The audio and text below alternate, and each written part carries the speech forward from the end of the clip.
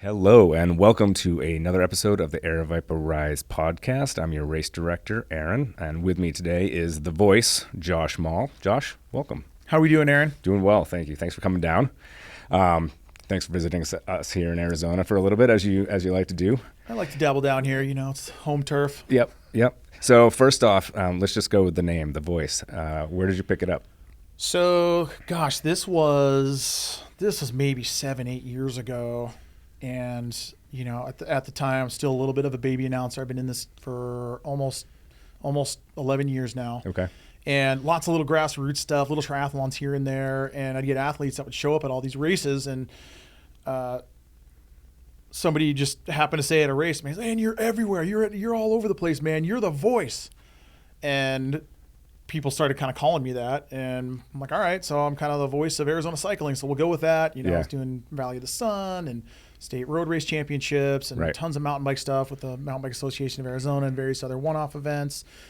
Prickly Pedal, which we got coming up here in a few months. Yeah. And so, voice of Arizona cycling, because I was the guy that was getting around. Okay. You know, you had Kalen, who's kind of doing the Epic Ride stuff. Corey Stem, who he and I worked together really closely. Right. But I was kind of the guy going everywhere. So it started out as the voice of Arizona cycling, and then I started getting out. Sea Otter Classic, Leadville, Salt Lake City Marathon, USA Cycling National Championship stuff. And I'm like, well, now I'm just going to go by the voice because it's kind of not limited to Arizona. For sure. So for those of you who may not be familiar with Josh, he is the voice of cycling, both mountain and road. As you said, 11 years. And so if you haven't seen him around, you probably have actually seen him around. If you haven't seen him, you probably heard him around at least. He's out there at a lot of the races that he just mentioned, doing a lot of the announcing the award ceremonies. You kind of do the whole MC thing as at the race, we can handle it from start to finish. I've got a full array of top level sound gear. Yeah. So we do things like the Run Sedona Half Marathon, for example. Like we line the whole 400-foot finish shoot and start shoot with subwoofers and sound and keep it bumping for them, all the way down to little 2-speaker grassroots setups and very cool. Yeah. And how did you get into this? Was this something that you desired to get into coming out of college or coming out of school? This is a question I get all the time, and I always answer it slightly differently because it's not like, well, I went to Arizona State University and majored in live event announcing. And, right. I grew up in a very musical family. Lots of live music being played. My parents had a band. They played parties and weddings. You know, back in the 60s, 70s, and 80s, it was live music. Sure. And then maybe you had a few DJs here and there, but when people had a party, they hired a band. Okay. So I grew up from being in my mom's belly up on stage while she's singing to, showing up and helping, roll out chords and set up equipment and gear. But I never really picked up an instrument. Gotcha. So I grew up around events and music and sound equipment and all that stuff. And so I was really comfortable around it. Got into bicycle racing and doing that. Yeah. And ended up, I got to credit Andy Bellino, who used to work for Red Rocks Racing, which was then bought out by Lifetime, and that's kind of their race company. Because when my wife and I were more big into racing, I raced, like I said, mountain bikes, and she was doing triathlons and stuff. And so we're in this community, this great community we have. Right. Andy mentioned to me, hey, we're doing Rocky Point Triathlon, and anybody that comes down and volunteers, we got rooms for you at the Las Palomas. We're like, that sounds cool. We'll help for a couple hours and then spend the weekend at Las Palomas. That's fantastic. Yeah. And they had me, Andy's like, well, you're pretty outgoing. Like we're going to just put you in transition with a speaker, and you can kind of tell people like going in and out, because our other announcer, Garrett, he's got to be down at the swim start and he can't be at 2 places at once. I'm like, all right, I'll do that. I had a really good time with it. I enjoyed it. They thought I did a good job. So the race community, both in the state and nationally, and even internationally, it's a tight-knit community. Everybody knows each other. Yeah. Not a place you want to burn bridges. Right. It's tight. Right. So another race promoter here is, I heard you announced a race, and my guy that used to do it, like, he's not doing it anymore. So if you want to come out and do one of mine, yeah, sure, I'll do that. I'll pay you a little bit. And then Garrett Grossi, who at the time was doing all the MBAA stuff, doing all the Red Rock stuff, he was kind of the precursor to the voice of Arizona before I was. Gotcha. He's moving on to bigger and better things with his audio and video production company, doing more national level events, traveling more. So now this void opens up. His brother-in-law, Mike Melly, who is VP of operations at Lifetime now, and you'll find him at any of those events across the country. he became director of the Mountain Bike Association of Arizona. Okay. And I had met him a few years before. So Garrett's moving on to other stuff. This void is here. Mike knew that I was doing a little announcing. He asked me to come in. Yeah. Right when I was stepping back from racing because my wife was pregnant with our first child. Okay. And I had to set my pipe dream of becoming a professional cyclist aside for the second time to focus on real life. Sure. And so it was a great transition for me to stay within this great community and step back from the demands of training and nutrition and all the other things that come with being competitive at the higher levels. Right. Coming off my 2011 marathon state champion, you know. There you go. So I stepped into that role with the Mountain Bike Association of Arizona, and I'm making money. And at the time, it was, oh my gosh, if I could make an extra $500 a month doing this, that would be the ultimate. Right. So I'm there, and then I start connecting these weird connections. My neighbors across the street, my wife and I went to high school with their daughters, and so we kind of knew them, and they were friends. And come to find out, and I didn't really know this at the time, but they had worked for the National Hot Rod Association, traveling around with not only working with the NHRA, but also with specific teams. And my neighbor's brother was the voice of Arizona motorsports. Okay. He was the guy, unbeknownst to me, that I'd been growing up to. When I'd go out to Wild Horse Pass Raceway, or I'd go out to the Mud Bogs at the State Fair with my parents, because my dad was always like car events. Yeah. He was the voice over the PA. So now I'm able to connect with this guy and start going out to motorsports events with him. And motorsports really, cycling is my home. I love it, but motorsports is the ultimate. That is the dream. That is what I grew up watching on TV. Okay. Going to live car races, drag races, like that is the ultimate. So he took me under his wing. Okay. And I got to learn from an old pro who's had decades under, who's traveled all over the place. Right. And I was really fortunate in that to have not only Johnny Moto, but also Garrett Grassi, Mike Melly's brother-in-law, who's a very experienced announcer, both take me under their wings and kind of carry me along and give me a really good education. And that's been instrumental in getting me where I am today in terms of being able to make this a day job. Right. You know? Right. That is amazing.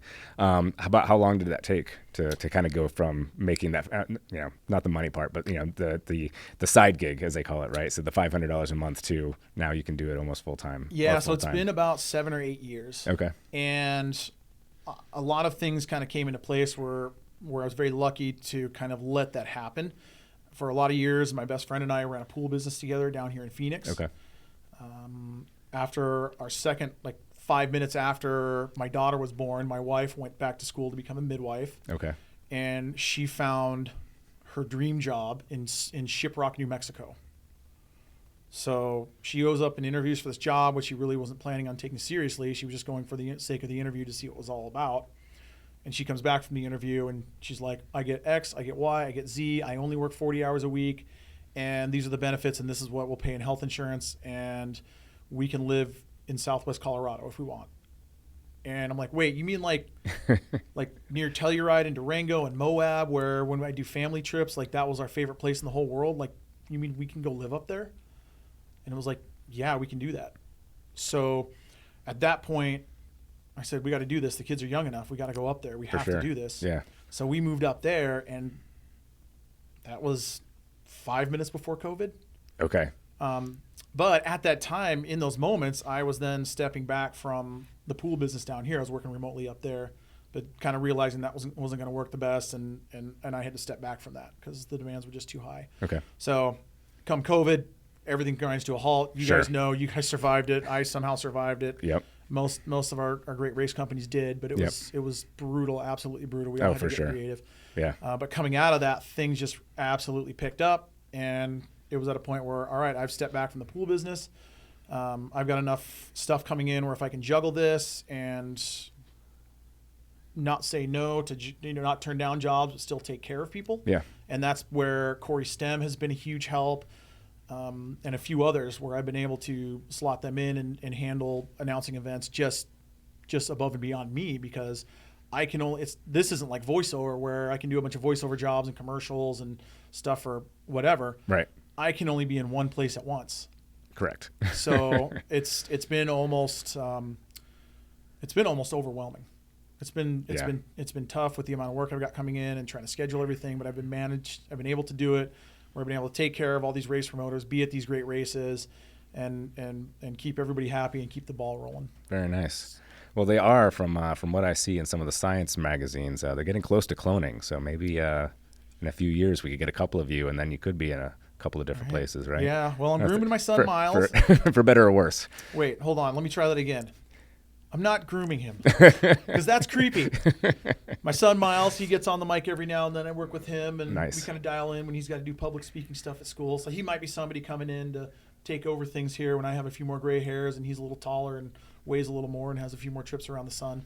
Maybe a driver's license. Maybe Maybe. We'll see about that. There's always the bus. He's got 4 years. 4 years. There we go. Very nice.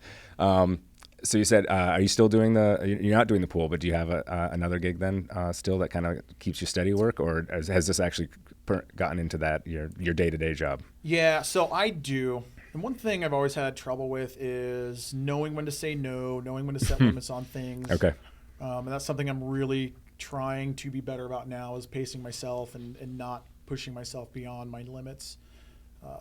But I do have some stuff I do in between. Okay. When I'm not working on the weekends. Yeah. In the last year and a half, I've started working up at the Telluride Ski Resort. Cool. So I've been working as a mountain bike instructor up there, which has been incredible for my riding. Yep. And then in the wintertime, we're gearing up right now. We're about a month out from the ski and snowboard school stuff to get going up there for the winter season. Very cool. And that's just opened up a lot of really cool things. Having that mountain as an employee up there and the benefits that come with that. My wife skis for practically free. I ski for free up there. The kids heavily discounted with their programs that they're doing. Sure. And then the fact that I get to drive up to the mountain. I park in a parking garage at 60 degrees. I walk up the stairs. I walk across the walkway, and I go into my locker room. Yep. In my shorts and flip-flops and hoodie. And then I put on my ski clothes, and I walk another 100 feet to the lift at Telluride Ski Resort. Not too bad. And I get paid on top of that. Like, right. That's a pay rate there. I'm still pinching myself. That's pretty cool. So that's pretty cool. So you're talking about the kids in the family. You're talking about skiing and snowboarding. They cycle too? Are they into the mountain biking or road cycling? So my son Miles, he is maybe I made some mistakes. Okay. Because you know what he hates doing? Climbing. Oh no. He says, "Where's the lift? I need to put my bike on the lift. I want to ride down."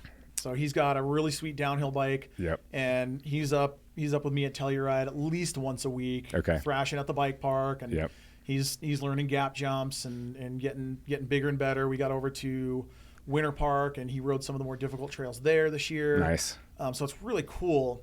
I always say this: watching your own children do something, or like accomplish something and reach a milestone. It's like if you were like the world's biggest Michael Jordan fan, and you saw that iconic slam dunk that Nike uses for the Jordan logo. Sure. Like witnessing that.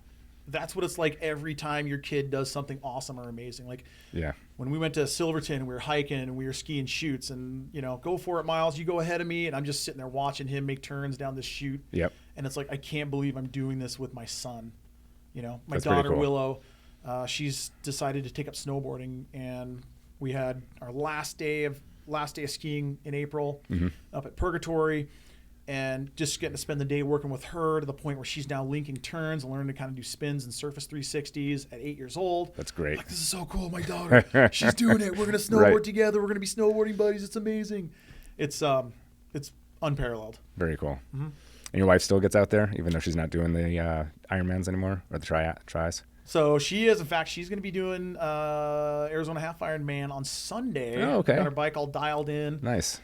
She's ready to go. She flies down tomorrow. She's at work today up at Shiprock, and she's geared up and ready to go for that. So she's still getting at it. Yeah, she is, and she's looking forward to ski season this year. So she just went part-time at the hospital. Okay. Which is cool. Our being up where we are, the cost of living and the financial structure is different than it is here in the heart of Phoenix. Right. So it's allowed her to go part-time, and there's still more than enough money for us to pay the bills and have some fun. Yep.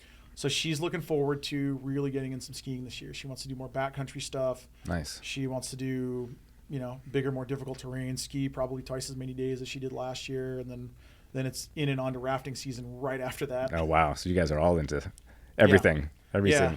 Ski resort 45 minutes away. We've got rafting 10 minutes away. I mean, the Dolores River, the Upper Dolores River, is right across the highway from us. Okay. So we get, it's like as though, we've all got friends that live in Ahwatukee right at the base of Desert Classic. Sure. Imagine that, but it's like the river rafting equivalent. Okay.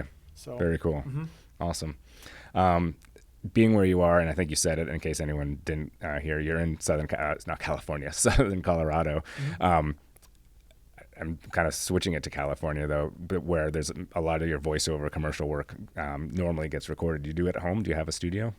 I do have a setup at home. Okay. And it's been something that, in trying to become a better live event announcer, that is an avenue I have explored. That's somebody I work with. I do have a voiceover coach. Okay. And that has helped my live event announcing immensely. But the time investment required to like get into voiceover work, it's doable. I can do it, but it's a huge time investment. Okay. It's a huge time investment. And I just haven't had the time or necessarily the interest to focus on it. Okay. It's something I want to do. It's something I know I need to do. And it's something that would be a great way to kind of round things out career-wise. Sure. But I've just been so busy focused on announcing and watching the kids grow up and juggling all the projects we got on our 114-year-old fixer-upper that we bought. Oh, wow. That I haven't had the time to really focus on it. But what I have learned through my voiceover coach and all that stuff has really helped my live event announcing. Cool. So it doesn't just come out of the. It's not natural anymore. At this point, you are being coached. What does a coach do for you to help you be a better announcer? It's getting into the nitty gritty. A lot of times, and you know this because you're at events and you've got it. You got that sponsor copy. You got your script. Here's the schedule. Here's what's going on. Here's the important points. Here's where first aid is and the porta potties. Here's the schedule, and here's all our sponsor copy. Yeah. And what that coaching has allowed me to do is like I can look at that sponsor copy, I can kind of re-script it on the fly to switch it up. Yep. I can put different emphasis on different words so that it sounds right, so that it makes sense, so that it even sounds natural, right? Because when we're doing those ads, it's not supposed to sound like, and we would like to thank X, Y, and Z for being our hydration sponsor. X, Y, and Z hydration provides the hydration you need with electrolytes X, Y, and Z. Yep. Needs to be like, and a big shout out to X, Y, and Z. They come out here and they're here supporting us race after race, giving us this and giving us that. And I'll tell you what, when I tried this stuff, it was incredible, and I think you should try it too. Gotcha. There's a difference there. Of course. Yep. So again, it's something that you have worked on. It's not just something that came out. Because I tell you, meeting you today for the first time, you got a personality, right? You walk into the room. we knew you were here. Excuse me. And it's interesting to see that it's been an 11-year journey actually to get you here, and that it wasn't something that the guy who gave you that first break just saw that, oh my God, he's got this personality. We're going to give him the mic and go. Yeah. You were comfortable enough to do it, to take it and go with it, but it wasn't just something that like immediately flowed out, right? Yeah. It was something that you've been working on. No, yeah, it is, and it's one of these things where this really applies to anything, but in and around live event announcing, you have to have an ear for it. Okay. You have to really want to do it. Yep. And you have to be excited about it.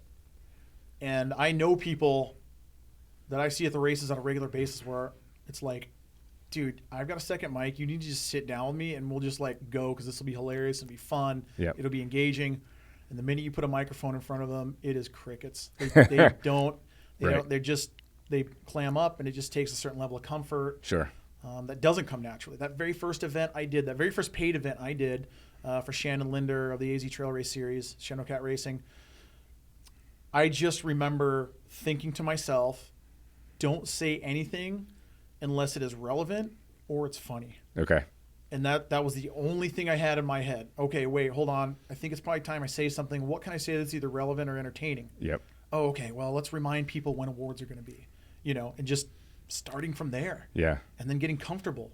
But then all the while, like, hey, I really like this. This feels good. This is so cool. That's my music playing that I picked over the PA for the whole race. Right. That's my voice. That's oh my gosh, I just said for all the racers to go over to the start chute and they're all moving.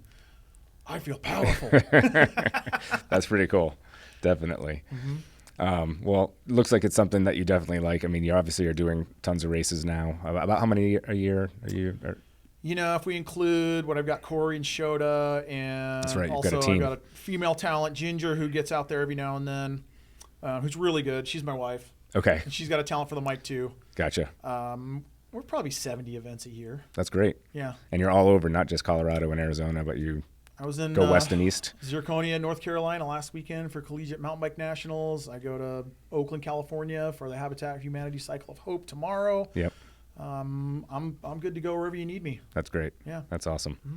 Mm-hmm. You're talking about your racing career, something that you had aspired to years ago. Talk about a little bit about that. Was it road? It was mountain. First love is mountain bike. Okay. Don't get me wrong. I've had a lot of fun on the road. Yep. A lot of fun along the pavement. Anymore though, it's just too sketchy riding around here. Man, Steve Elwell from Steve Bay, he's recovering from being hit. Oh, okay. We think about Rob Dollar and Eric Marcotte and all these people just, right. And so my kind of racing origin story started out like this. When I was in like 3rd, 4th grade, I really liked ice hockey. So my mom put me in an ice hockey program down at the Ice Palace at what was at that time not Arcadia Crossing, but Tower Plaza. Okay. And I did that, and it was awesome. And then I started getting bad grades, so they took hockey away from me. But then I saw these rollerblade things, and I wanted a pair of rollerblades because then it was like ice skating anywhere. For sure. And so I got on rollerblades, and then we found a rollerblade competition, and they had a jump competition and a slalom competition and a 10K. Yeah. So I got into that, and I was doing inline speed skating, and that was super fun, and I was obsessed with rollerblading in through about freshman year of high school. Okay. And then I kind of got bored with it, and my dad had bought a used mountain bike that was a bike. It was a really nice bike. It was a Diamondback Apex, all kind of set up for racing, so it kind of had some high-end parts on it. Sure. And I started goofing around on that. Okay. We were on a camping trip, and we were down in Tucson near Old Tucson Studios, and they had a trail from the campground that ran to Old Tucson Studios. And I can remember racing my dad's bike up and down that campground on that spring break trip. Okay. Like, this is cool. I want to ride bikes on trails. I don't know where we have trails. But then I go down to Bike Barn down the street from my house, and I see that there's the Phoenix Mountain Preserve. Mm-hmm. And I remember my Uncle Kenny, who had a mountain bike too, he and I, the Phoenix Mountain Preserve, let's look at the map. And then you know what we're going to do? We're going to go walk the trail. We're going to go check it out and walk it first before we ride it. So we went out to the trailhead over there at Tatum near Doubletree, and we walked it, and we planned out where we were going to ride, and we came back the next day or the next week. Yep. And we went out there and just got lost and thrashed ourselves. And then because I had come from inline skating and doing races, I'm like, I want to find some races. Yeah. So I found some races. The very first race I did was the Down and Dirty Series, 1993, September, the South Mountain Time Trial. Okay. They had a race at South Mountain down there at Pima Canyon. Nice. On like Javelina and a couple of those lower trails. And I wasn't even 14 yet. I was 13 years old. Yep. And I remember riding that and not being able to ride everything, and I'm going to jump off my bike and get back on and crashing a couple times. And when I got done with that, I just remember thinking, I went so fast. I wonder if I got first place or second place. I went so fast. And then they posted up the results, because back then it was all done on paper. And I'm like, go to the top of the list, and I'm like, oh, man, I got like second to last. Because it was just open. It was men and women. Sure. There was no juniors or, any collegiate this or high school that. It was just men and women. Yep. Got completely stomped and demoralized. And so I came back for more. And that kind of led me into mountain biking. And I was obsessed. Very me cool. being, I have ADHD, I'm neurodivergent. So I have a hell of a time concentrating on stuff I'm not interested in. However, the stuff that excites me, man, I'm laser focused. And that is, I'm going to get into it. I'm going to learn everything there is to know about it. I'm going to understand every little piece of it. And that's what happened with mountain biking. I was in it hook, line, and sinker. My parents were on board to support. Yep.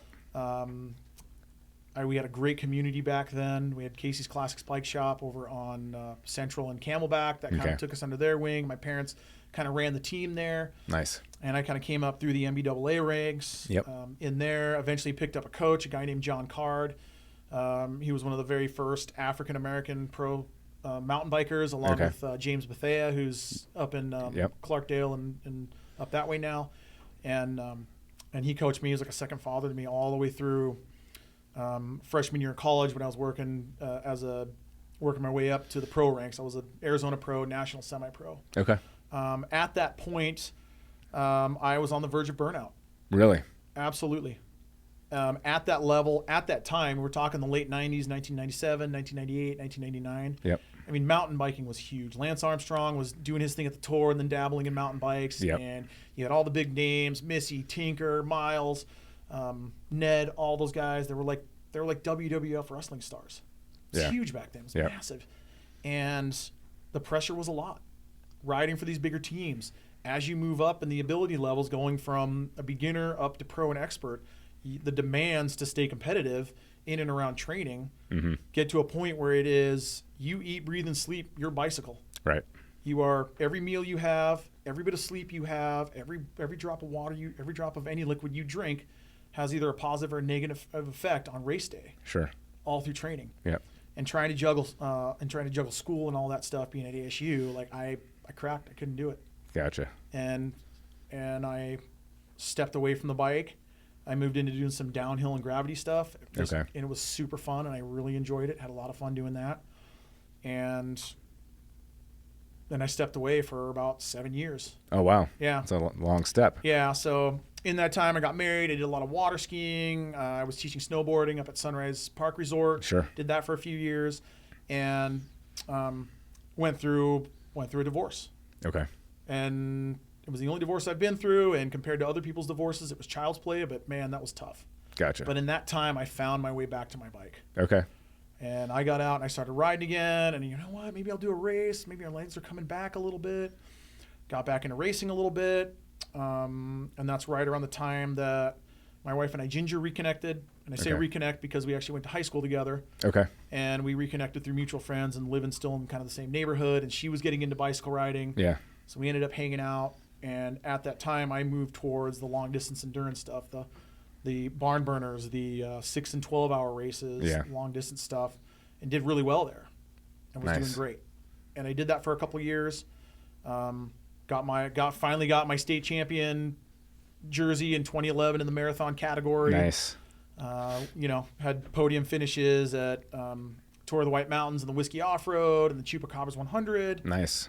Different events like that, and then at that point, it was like, all right, we got a baby on the way, and I probably need to build this pool business for real, or I really need to go full bore into professional cycling. Yep.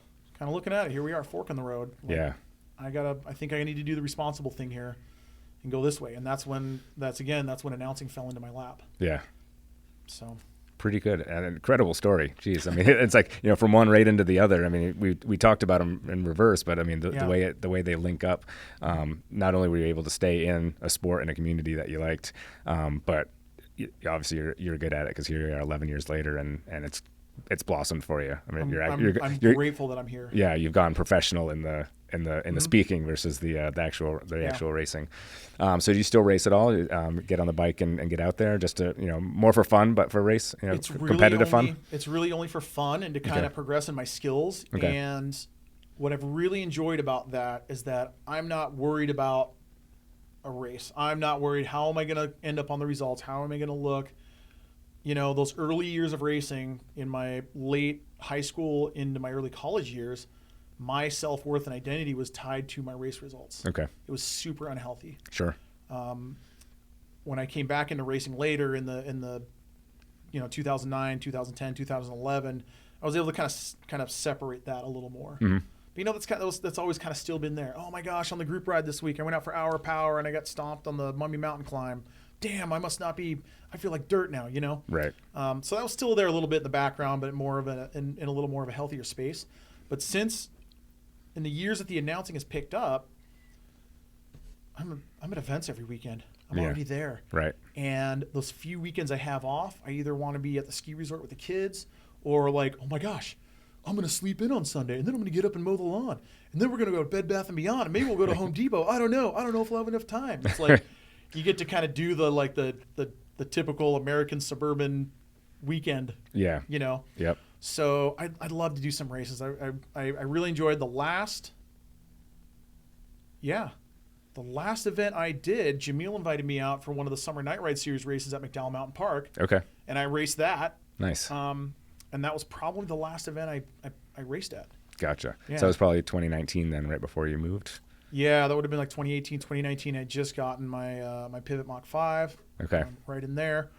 And man, I rode hard keeping up with the front group, and then kablooey, and then I went backwards. That's the amazing thing about, and anyone watching or listening knows this as a competitive cyclist who had fitness. Yeah. Your brain still pushes your body like you have all that fitness. Right. And your body is like, oh, you're going to pay dearly for this later. Sure. I'm going to make sure you don't do this to me again. Yep.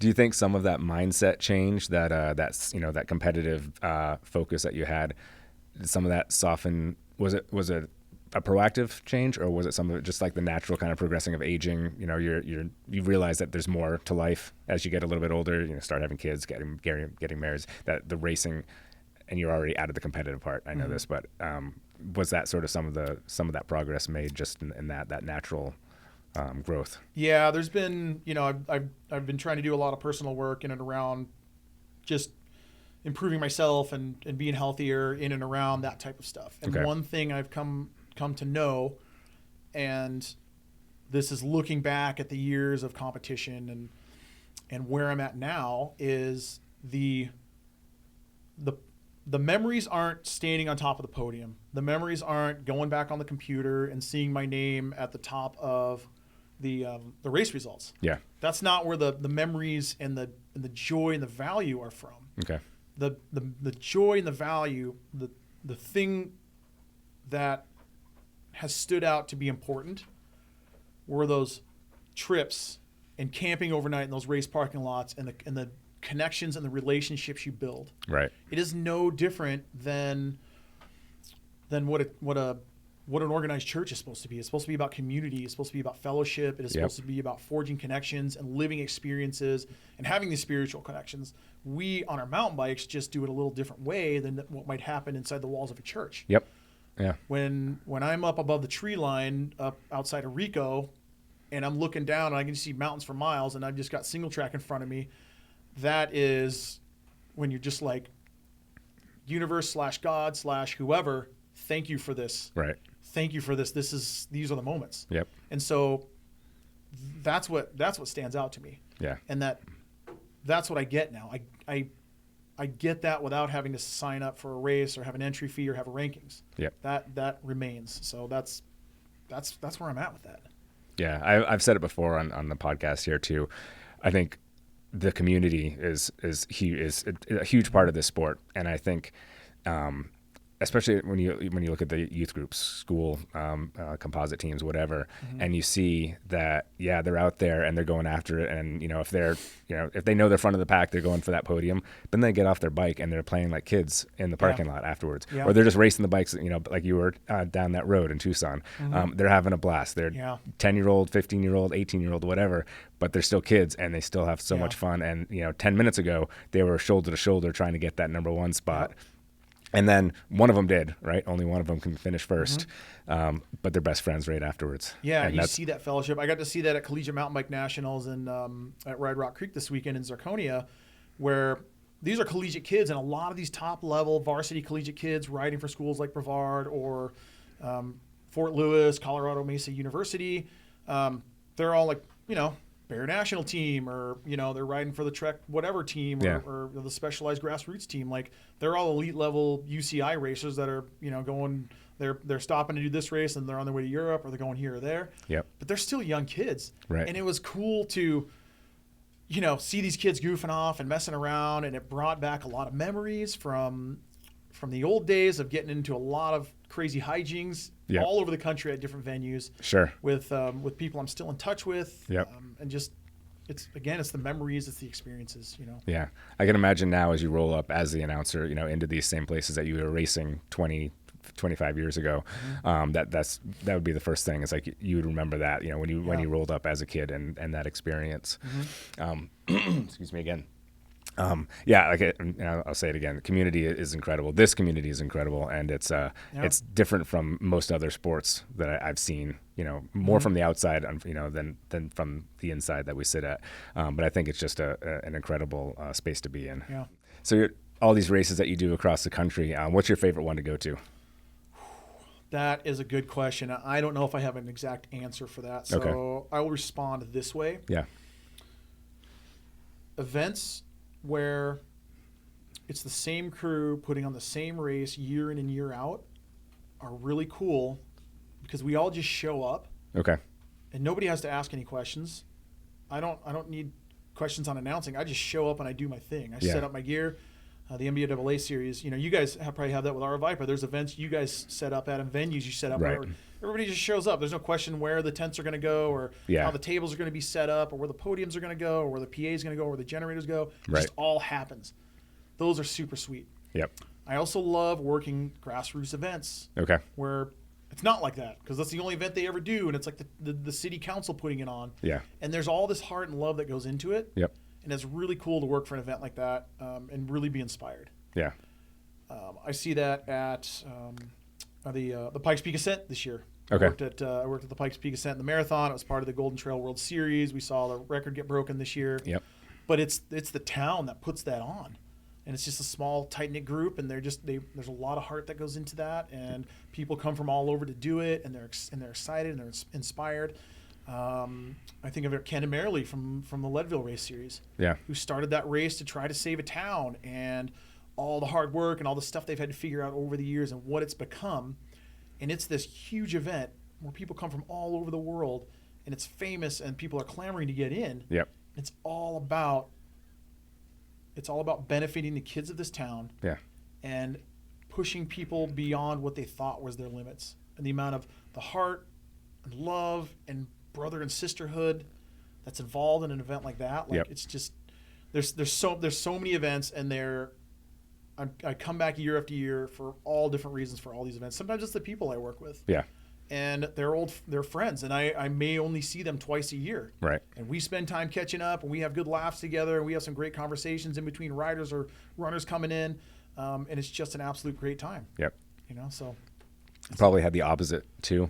Have you ever turned down one after doing it 1 year, asked to come back? Have there ever been any that you were like, obviously don't throw anyone under the bus, but no, I'm not going to name any names, but there is early in when I was a baby announcer, and I was doing some announcing for a company that puts on triathlons. I did those for a few years, and I had to finally stop. Yeah, and there was a few reasons that was going on because there were great people working for that organizer, but that organizer wasn't super organized. Gotcha. It was always chaos. There was lots of moments where I'm like, wait a minute, like I've got this sound system going here, but you're going to set up another one 20 feet away and compete with me while you do awards, and we're not going to pay attention to each other, so we're going to talk over the top of each other. And I'm like, why are you even hiring me? Why are you spending the money for me to be here, which really isn't enough money for me to want to be here? Right. Because apparently there's not quite enough money, and I'm just kind of doing these for the sake of doing them. And I just kind of came to a point where I'm like, I'm going to step back from these because I'm seeing the racers I like to see. I'm seeing the people. I like who I'm working with, but this dynamic that's happening here, it's not for me. Not quite right. Yeah. So that's really been the only case. Since then I've been really lucky. I've worked with a lot of good people. Yeah. Very cool.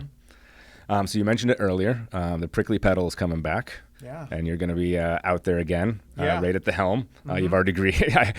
don't say that too surprised. Like we had the conversation. I hope you remember. Yeah. So January 20th, 2024. It's been a few years since the last one, COVID. And as you said earlier too, COVID shut that one down, just like a lot of us, and it just took a little while to get it back going. But the kind people at Maricopa Trail and Park Foundation reached out, and they said, we want to bring it back, and we want you guys to do it. So here we are planning for it. Mm-hmm. Excited to come back down and step into the town of Cave Creek. Yeah. All right. Yeah. As I never went to that race, so I've never been up there. I've never experienced what the earlier editions were. But I know you and Kaylin kind of did some of that together. So.